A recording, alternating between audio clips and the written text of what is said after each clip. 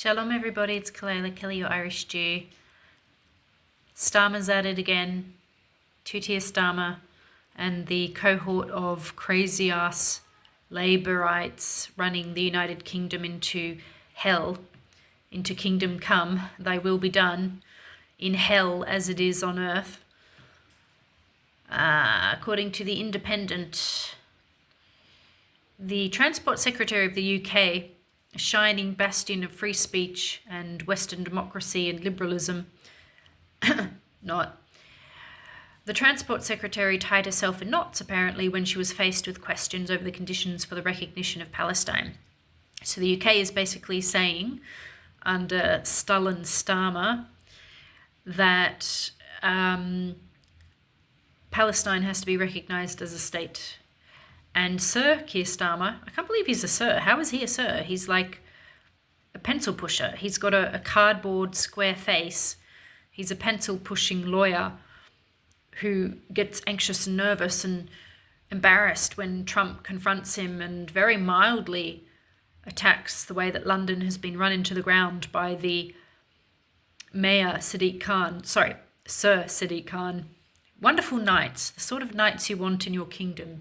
Yes, you want to knight people and give knighthood to people who destroy your capital city and let crime run rampant and Sharia police run around and Jews to be attacked and women to be assaulted non-stop and for rubbish to be everywhere. Well done, Keir, and well done, Sadiq. Keir Starmer confirmed on Tuesday that UK will recognise a Palestinian state by September, unless Israel takes urgent steps to end the war in Gaza. So the UK's rationale is, and not surprisingly, because they tend to love the aggressors and the perpetrators and they love rapists. I'm talking about the government. They love rapists. So it's not really surprising that they're pro-Gaza, they're pro-Hamas, and they're blaming the Israelis for defending themselves after the October 7 attack. And they're rewarding the Palestinian violence. They're basically rewarding the massacre of October 7 with, okay, we'll recognise you as a state. Skip all the other stuff. Skip the bit where you have to make peace with the Jews. We want you to have a state. You pushed it up into the headlight with your raping and pillaging and murdering and putting babies in ovens and hacking people's heads off, Hamas. And I guess us in the UK, we just have to acknowledge it now because you've validated it. You've made it real. The article continues, the UK will only refrain from doing so if Israel allows more aid into Gaza, because Israel hasn't been giving enough, you see. Shitloads, truckloads, tons of aid into the statelet that basically started a war against it. Again, I'm still waiting for my detractors in the comment section to tell me about a single war where you had to feed your enemy as you were fighting them. But you see, Israel is magical. It's held to a magical standard because Jews are both evil and diabolical, but also magical. So the magical Israeli state must allow more aid into Gaza. Nobody's stopping Egypt from doing that. Oh wait, Hamas is stopping the aid from coming in. That's why if anyone's hungry, it's because it's Hamas's fault. Keep forgetting that bit. Anyway, the UK will only refrain from acknowledging Palestine if Israel stops annexing land in the West Bank, agrees to a ceasefire and signs up to a long-term peace process over the next 2 months. You see, it's so simple. When the UK tells you to do something, you little heathen Jews, snap, crap to it. The former Great Britain, the colonialist herself, wants the little brown people to make peace, or else Starmer will be very annoyed and he'll get his special Starmer pen and sign how annoyed he is. And his best friend Sadiq, who's a friend, will sign it too. 2 pens for 2 arsehole knights. What a joke. Anyway, Hamas, the Palestinian militant group, must immediately release all remaining Israeli hostages, sign up to a ceasefire, disarm and accept that they will play no part in the government of Gaza. Every Hamasnik has to be wiped out, taken out. There can be no amnesty, no hanging around afterwards. Oh, okay, yeah, we'll just hang out a bit and yep, no. They all have to go. Israel's made that really clear. And yeah, more nonsense from Keir Starmer.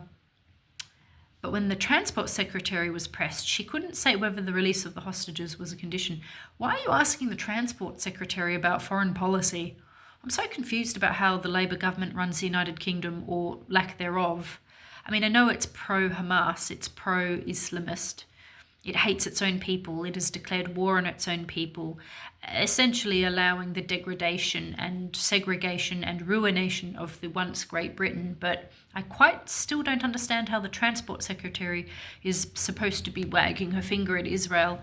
Please, United Kingdom, Britain, England, please, if you're going to get rid of your great past and your greatness, then please get rid of your snobbery and your condescending attitude too, yeah? As an Irish woman and as a freaking Jew, like, you have colonized both of my peoples and you suck. And please just get over yourselves, yeah? There should be no Transport Secretary from the Labour Party with her little fat finger in the conversation. Completely irrelevant, yeah? Anyway, she blabs on. Hamas needs to release the hostages. They need to disarm. They also need to accept that they will have no future role in the governance of Gaza. I mean, you gotta laugh. Yeah, this makes me laugh.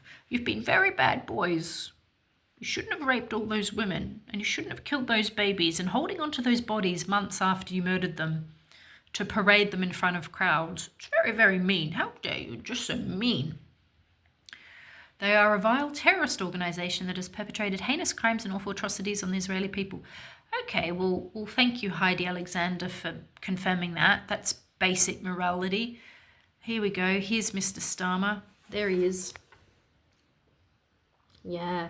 So he'll announce the UK will recognise a Palestinian state by September unless Israel takes urgent steps to end the war. Well, I mean, Israel would have taken urgent steps when it first started, but it was countries like you, United Kingdom, and the United States that forced Israel to walk with one hand tied behind its back, to fight with, only one finger on the trigger, or no trigger at all, really. So it's actually Western interference and meddling in the entire situation that curtailed Israel from moving in swiftly. Let's not forget that. And now all of a sudden, the Western powers that be, who think that they still have the right to tell Jews what to do in their ancestral homeland, now, of course, the West wants it solved very quickly indeed. But asked directly if the release of hostages is a condition for recognition, she said, "We will be making an assessment in September." So in other words, taking hostages is bad, but if you've still got some down in those creepy-ass dungeons that billions of dollars of charity money has been funneled in from idiot taxpayers in the UK and other countries, if you've still got the hostages hidden somewhere in the dark recesses of your freaking tunnel underground system, well, can't help it, can you? Can you? Those remaining hostages will just have to die, I suppose, really, said the Transport Secretary, allegedly. She added, "We've given Israel 8 weeks to act." Oh, have you now? Oh, you're so benevolent. Why don't you take that desperation for speed and action and turn it back around on yourself, UK? Why don't you act with speed? Why don't you solve the problem of illegal immigration in 8 weeks? Why don't you clean your borders up, get your border police and patrols out there to actually do their job that the people are paying taxes for them to do so? Why don't you deport all of the illegals, all of the rapists and gang murderers and Axel Cabana, whatever his name is, death penalty, tidy it up, get rid of all the Islamist terrorists, in 8 weeks, and then we can talk. Clean up your own backyard, dear sweet England, before you start criticising Israel's backyard. If they want to be sat at the table to shape that enduring peace in the region, they must act. Oh my God. She actually said that. This bitch from the UK, the Transport Secretary.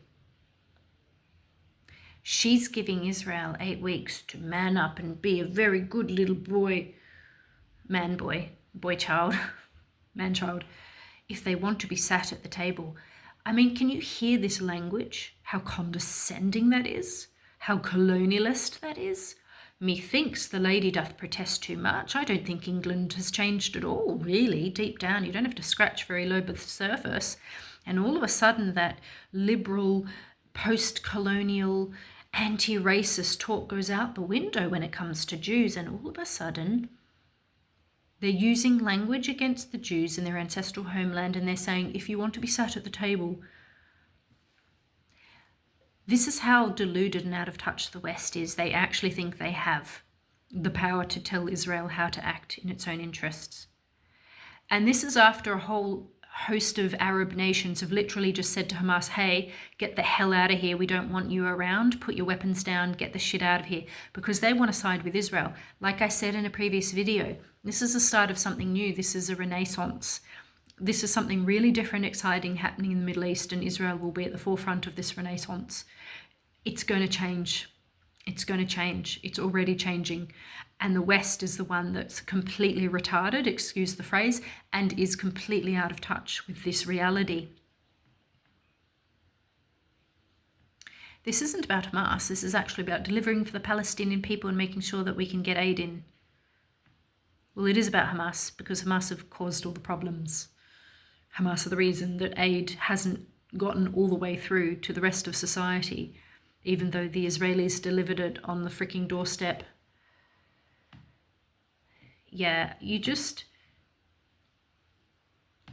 I mean, the UK is so out of touch, and it's kind of funny that it's trying to tell Israel how to manage things when it is destroying its own country completely unnecessarily.